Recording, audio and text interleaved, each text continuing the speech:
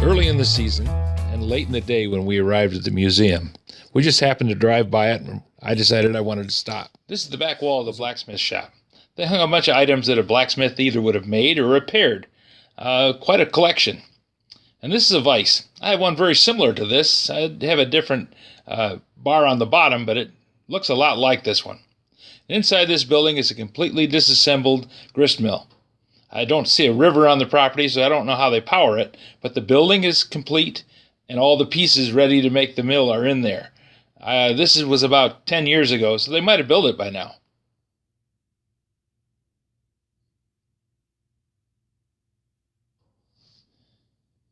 Over here on the side of the gristmill building is a treadle lathe. They used it to make, as you can see on here, a table leg.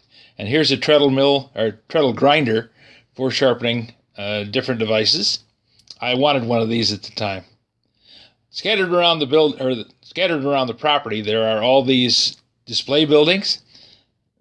They were picked up, taken apart piece by piece, and brought over to the site and put back together, complete with all the interior pieces. Here's another blacksmith anvil. I tend to like these a bit. This is one of the ends of the gristmill building. Then we come over to the broom shop.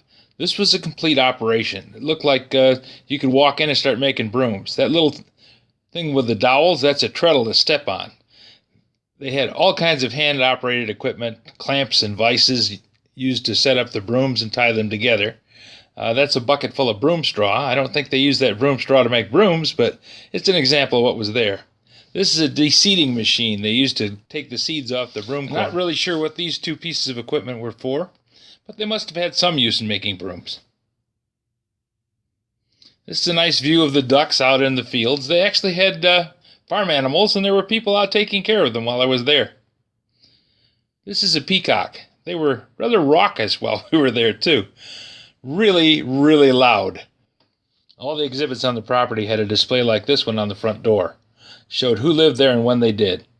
Here's an example of the inside of one of the buildings. A beautiful fireplace with a shotgun hanging over it.